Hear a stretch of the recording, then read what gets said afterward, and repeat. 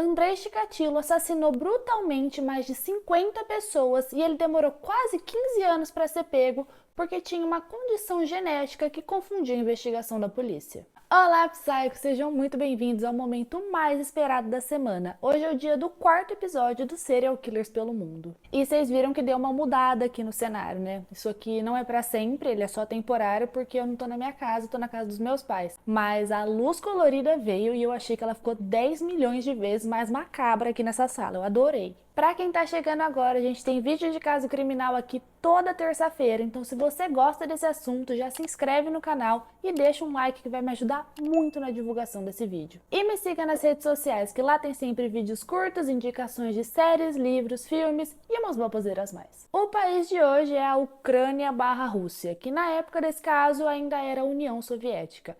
A gente vai falar da história do Andrei Chikatilo, o açougueiro de Rostov.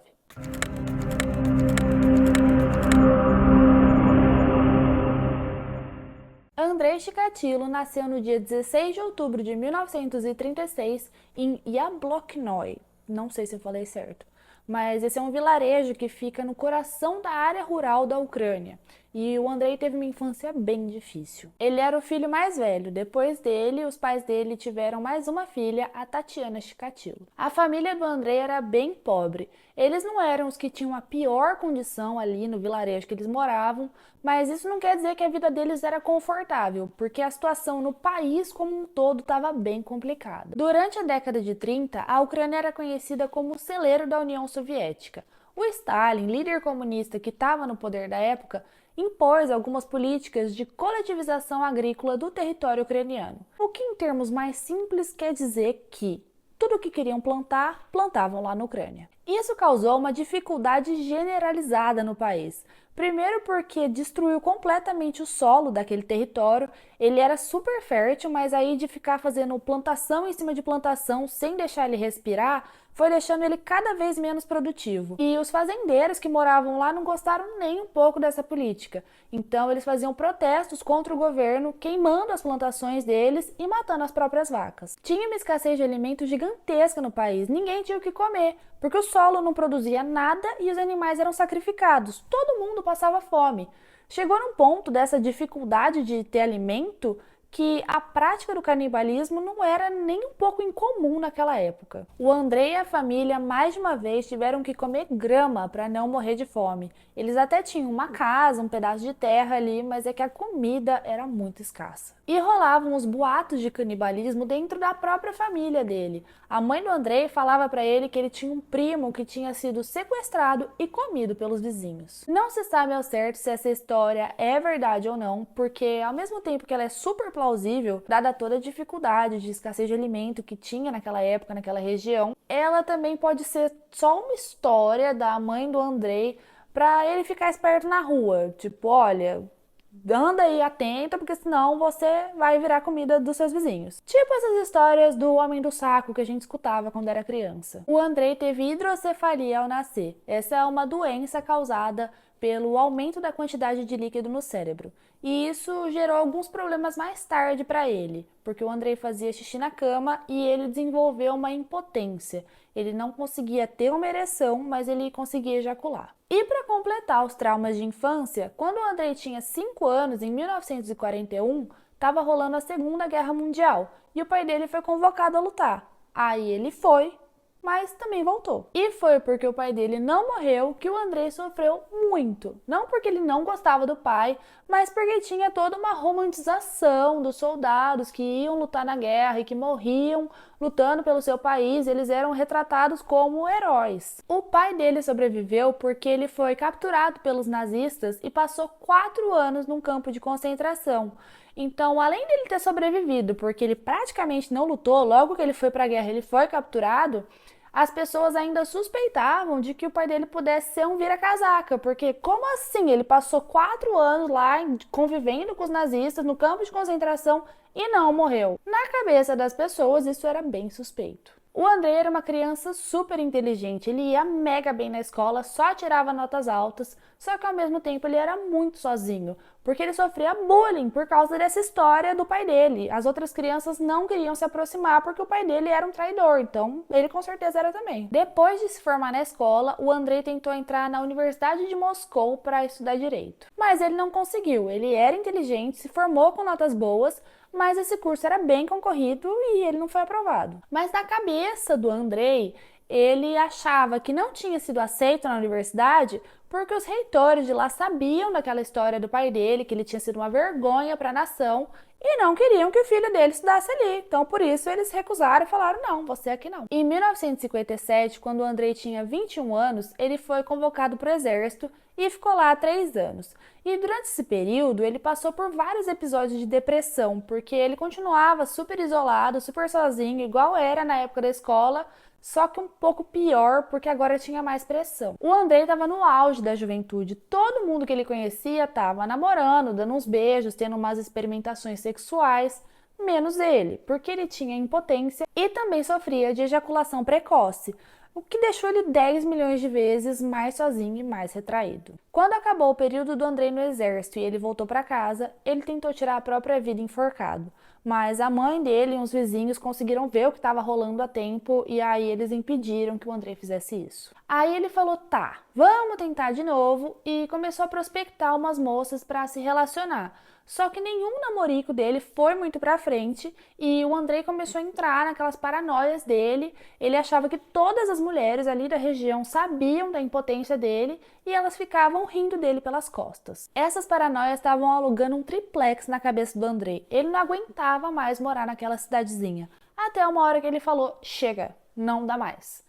Então ele se mudou para a cidade de Rostov, que fica na Rússia, para poder conseguir virar a página de todos esses traumas que ele tinha da infância e começar de novo, ele começar uma vida nova, conhecer pessoas novas, começar do zero. Pouco depois do Andrei chegar lá, a Tatiana, irmã dele, se mudou para Rostov também. Ela morava com o marido, mas como eles estavam na mesma cidade, eles se viam com bastante frequência. A Tatiana estava começando a ficar meio preocupada com o irmão, porque o Andrei era muito quieto, ele era muito tímido, nunca aparecia com uma namorada, uma paquerinha, nada assim. E ele já estava ficando velho, já estava na idade de casar, afinal ele tinha 24 anos, né? Então ela começou a apresentar umas amigas dela para ele. Uma delas foi a Faína. A Tatiana apresentou os dois e não foi um super match, porque o Andrei não falava muito nos dates.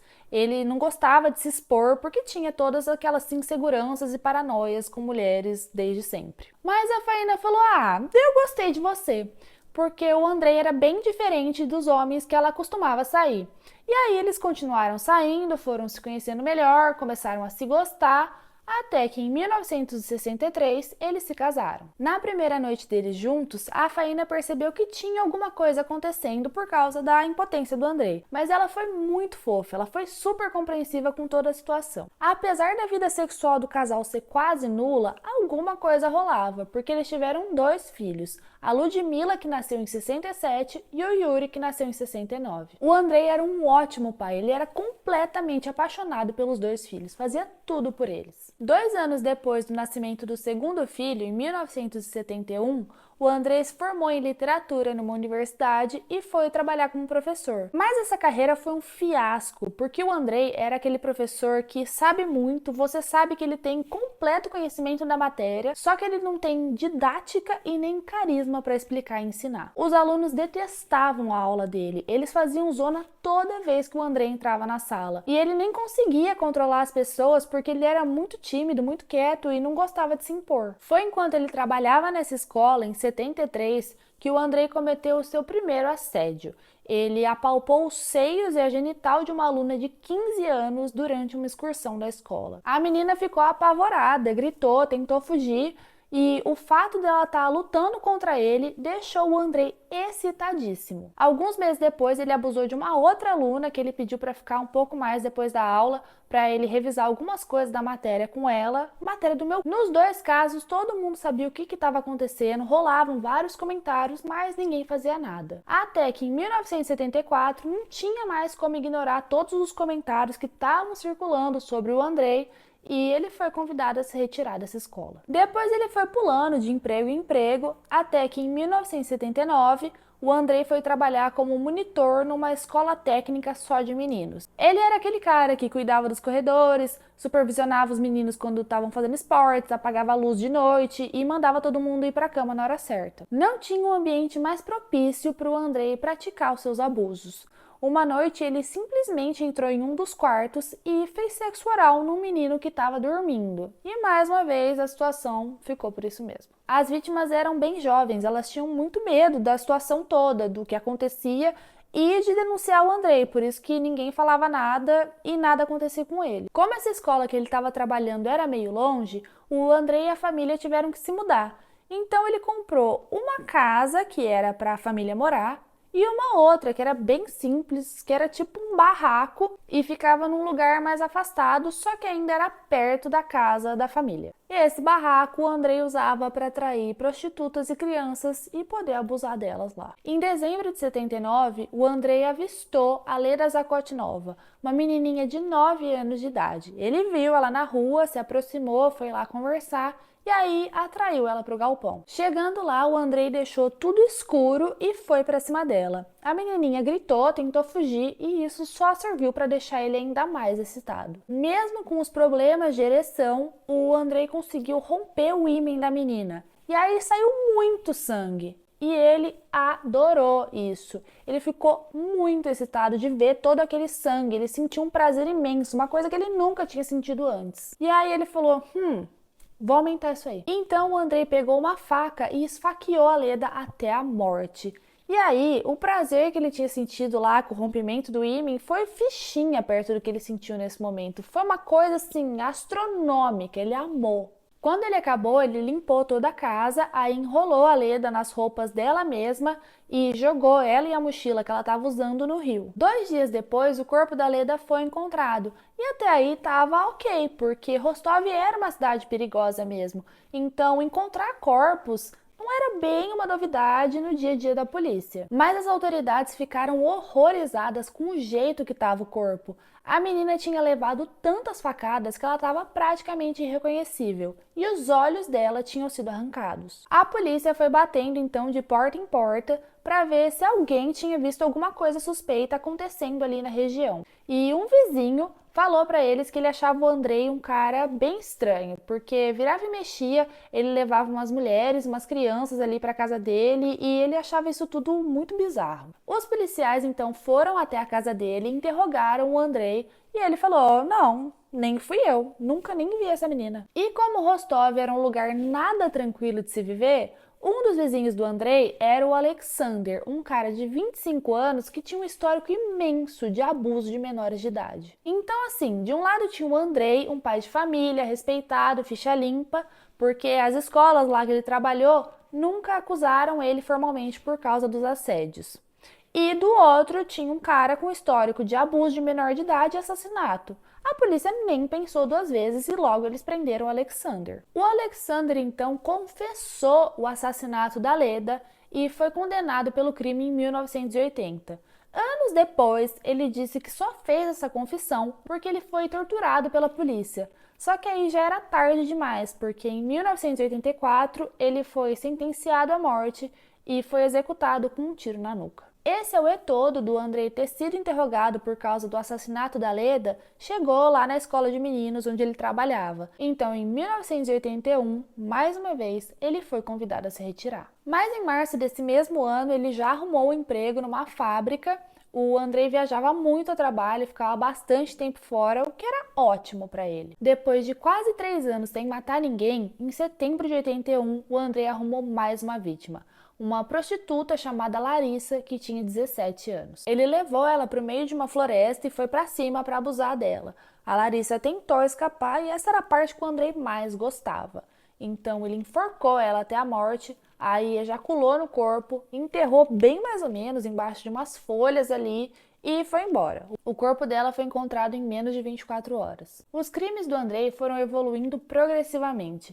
Então, depois desse assassinato, ele começou a cometer muitos outros e com muito mais frequência. Matar pessoas era o que dava prazer para ele, prazer sexual mesmo, porque quando ele estava no controle da situação e vendo todo aquele sangue, é que ele conseguia se satisfazer. O Andrei já tinha matado várias pessoas, a polícia estava completamente consciente dos crimes dele e não saiu uma notícia disso na mídia por muito tempo, porque a União Soviética não queria admitir que eles tinham um assassino à solta e muito menos que não conseguiam capturar ele. E a divulgação disso poderia ter salvado muitas das vítimas que ele fez, porque ia alertar as pessoas para elas ficarem mais espertas nas ruas, os pais poderiam falar para os filhos não confiarem em estranhos, não irem para a casa deles.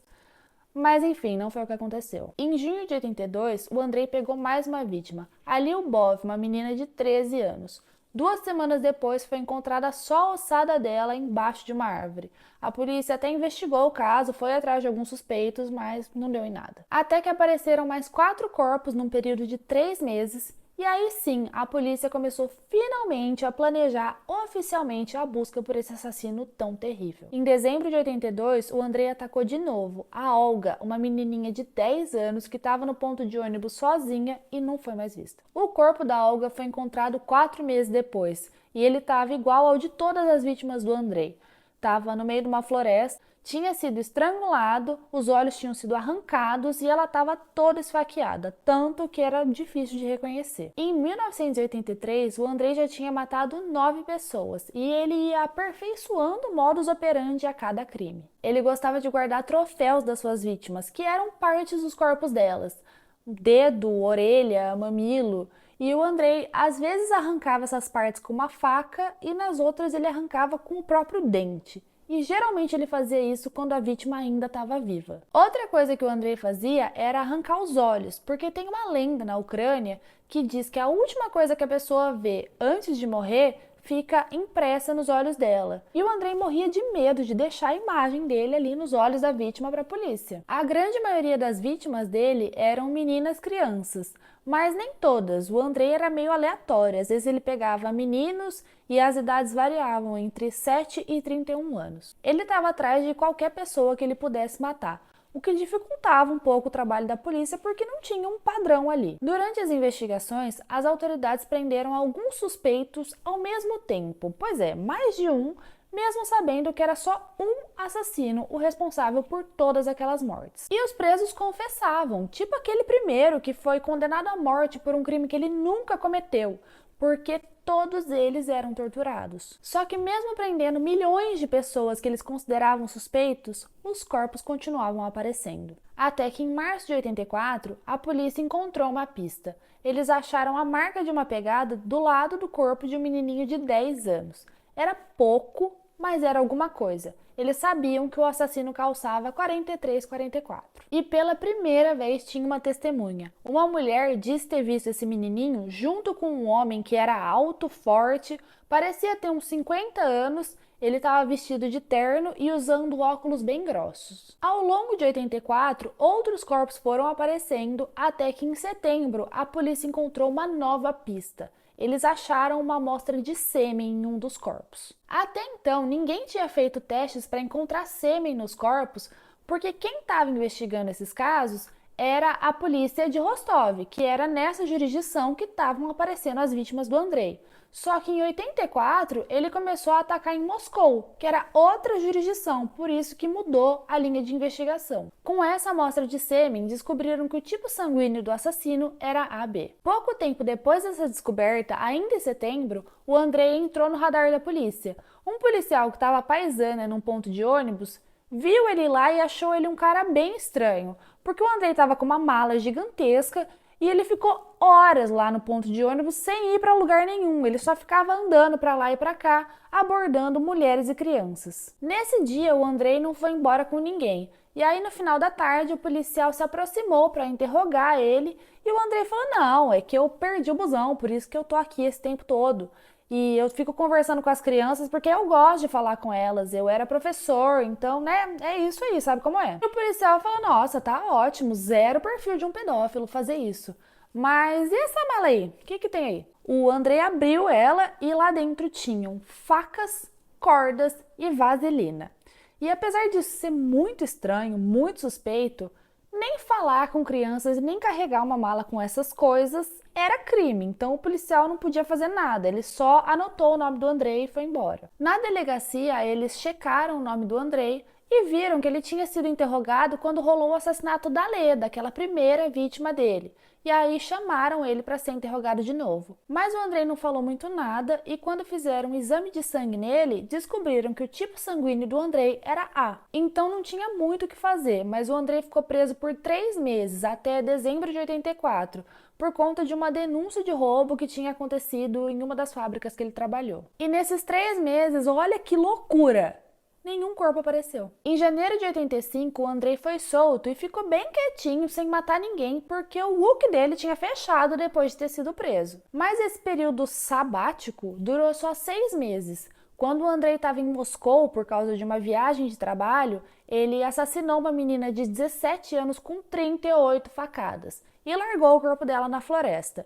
O corpo foi encontrado no dia seguinte. Nesse mesmo dia, o chefe da investigação do assassino de Rostov estava em Moscou. Ele ficou sabendo do corpo encontrado e falou: "Ah, pronto, é o meu assassino." Ele sabia que era a mesma pessoa. Até então, as duas jurisdições onde tinham acontecido os crimes estavam trabalhando sozinhas em busca desse assassino, até esse momento que elas descobriram que estavam procurando a mesma pessoa. Então elas uniram forças para encontrar esse criminoso. Depois do assassinato em Moscou, até 1988, o Andrei fez mais 8 vítimas e ele ia ficando mais habilidoso a cada crime. Ele escondia melhor os rastros e vestígios e ficava mais e mais agressivo. Ele dava cada vez mais facadas e a cada corpo novo que a polícia encontrava estava mais irreconhecível. A polícia do país inteiro se mobilizou para pegar esse assassino. Em todo canto tinha um policial ou à paisana ou uniformizado atrás desse cara. Em 1990, depois de ter assassinado mais uma vítima e deixado o corpo na floresta como de costume, o Andrei estava voltando para casa e aí ele parou para lavar as mãos. Só que ele esqueceu de lavar o rosto, que estava sujo de sangue. Um policial que estava ali por perto, fazia parte da operação de busca do assassino de Rostov, viu o Andrei e achou ele bem estranho, aí chamou ele para fazer algumas perguntas. Só que o Andrei foi super tranquilo, ele entregou a identidade original para o policial e falou que o sangue no rosto dele é porque ele estava na floresta e tinha se machucado enquanto ele colhia cogumelos. O policial achou essa história bem plausível, porque lá é bem comum as pessoas irem até a floresta para colher cogumelos mesmo. Então ele só anotou o nome do Andrei e deixou ele embora. Mas chegando na delegacia, ele procurou o nome do Andrei no sistema. E para surpresa de todos que estavam ali, eles encontraram o nome do Andrei em absolutamente todas as pistas que eles tinham do assassino que estavam procurando. O Andrei foi investigado quando a Leda foi assassinada, ele foi interrogado quando encontraram aquela pegada do assassino e a descrição do homem que aquela testemunha viu com o menininho de 10 anos que tinha sido assassinado batia com a aparência do Andrei. E tinha aquela mala mega suspeita que ele estava carregando facas, cordas e vaselina enquanto abordava mulheres e crianças num ponto de ônibus. Só que nada disso era prova concreta e tinha mais uma coisa.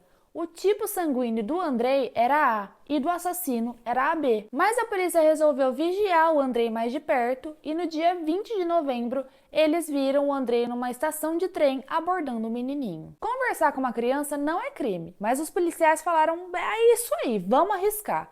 E na tarde do dia 20 de novembro de 1990, eles prenderam o Andrei. Em todo o caminho até a delegacia, o Andrei não falou uma palavra, nem perguntar por que ele estava sendo preso, ele não perguntou. Foi num completo silêncio. Chegando lá, eles tiraram 9 amostras de sangue do Andrei para ver qual era o tipo sanguíneo dele. E nas 9 deu tipo A. Mas o assassino era AB. Só que aí eles fizeram esse teste com o sêmen e com a saliva do Andrei também por precaução.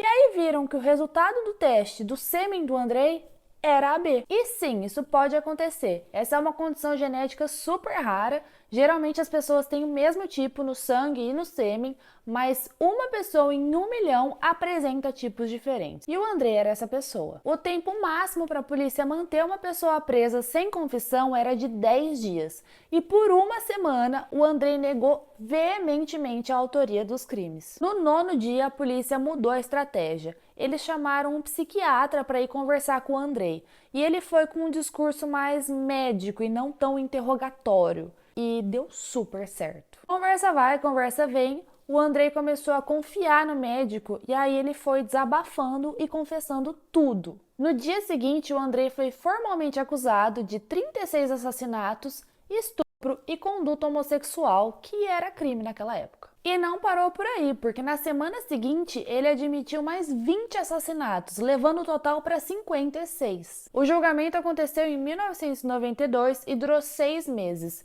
Nesse período, o Andrei ficava indo de um extremo a outro. Uma hora ele falava que não tinha ideia do que estava acontecendo, que não fazia ideia desses assassinatos, não tinha sido ele. E aí, 2 segundos depois, ele admitia tudo e falava detalhes que só ele sabia sobre os crimes. Ele chegou a abaixar as calças no tribunal e mostrar o peru para todo mundo, para falar que aquela coisa mole não estuprava ninguém. O que naquela época pode ter feito sentido, mas hoje a gente sabe que não é necessário ter a penetração para se cometer um estupro. Em outubro de 92, o Andrei foi considerado culpado por 52 assassinatos.